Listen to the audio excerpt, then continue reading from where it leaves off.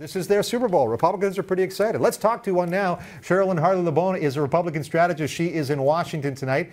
Sherilyn, I'm sure Republicans everywhere I read, online everywhere, Republicans are pumped up. Mitch McConnell is barnstorming his state in Kentucky right now. He says victory is in the air. You got any last-minute nerves, or you think this could be it for Republicans tonight? Well, I mean, I am encouraged, but I think, something to keep in mind is being in leadership is a challenge and it's hard work. So let's be grateful for the wins that we have and know that right on the horizon in January, there's a lot of work to be done. There's a lot of issues that are going to have to be resolved and negotiated with the administration. And I think the incoming Congress has got to be ready to roll up their sleeves and get to work. Let me ask you, as we maybe try to interpret some of the results we're going to see tonight, we may see, for instance, not a single Democrat senator from the South. All the Democrat senators in the South could lose. Is it fair to say, or will people be saying, maybe America has become a little more small c conservative, or even big C conservative? Well, I like to look at it this way and answer the question this way. If being conservative means that you are concerned with ISIS, you're concerned about Obamacare, you're concerned about Benghazi, you're concerned about the IRS scandals, I mean, really, Ebola and the handling of that.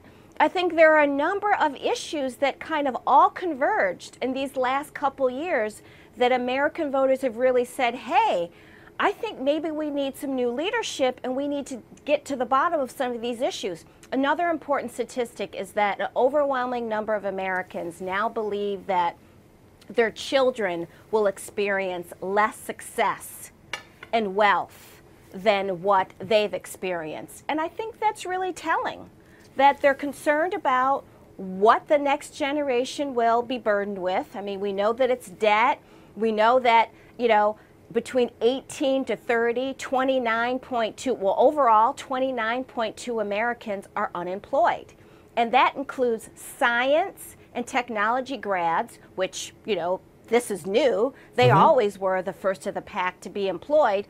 So there's just a number of issues. We still have this lingering unemployment situation that doesn't seem to be resolving itself. So I think there are a number of issues that Americans really want resolved, and they want to tackle them, and they believe that new leadership may help us bring us down that path. Let me ask you about one of those issues, which I think most Americans know Republicans are against, and that's Obamacare. And in this sense, is it going to be difficult, or might there be a danger? Let me put it this way. Might there be a danger that there's so many expectations that as soon as Republicans get control of both houses, boom, that's the end of Obamacare? The guy who's called after it, Obama, he's still there in the White House. He's still got vetoes. And the administration is still, you got to grapple with it. Right. In reality, Obamacare is law, as we all know. It has been implemented. You've got state exchanges. So, I'm not sure what the plans are for the new Congress. I've heard, hopefully the new Congress, let's not get too excited. Sure. Hopefully the new Congress, there are rumblings about perhaps trying to, reform some aspects of Obamacare, but to do a complete overhaul, geez, I'm just not sure how realistic that is at this point.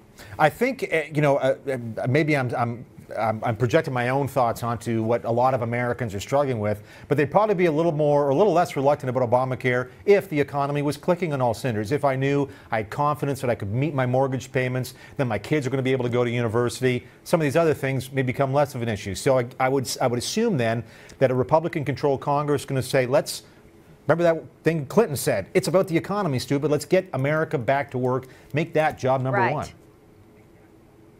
I mean, as you know, some of the major drawbacks to Obamacare are that these higher premiums, and families are struggling to pay them. Higher deductibles, higher premiums, and a big issue is that the doctors, of course, we've been told if you've got your doctor, you can keep them. That's just not been in reality what is happening for many American families. So these are all issues that are very much on the minds of people when they're going to the polls. Now, I don't know how we resolve that. You know, the premiums, the exchanges, as you know, the state exchanges have really been what some might call a disaster, right, in certain states. So again, if there are ways to reform that aspect of Obamacare and make it salvageable, I think that incoming leadership would like to do that. It just all remains to be seen, because there's a whole lot that needs to happen between now and January in terms of who wins, in terms of chairs of committees. I mean, there's so much that needs to be done before they figure out sort of what that agenda is going to be. The deck is likely to be shuffled in a big way. Sure.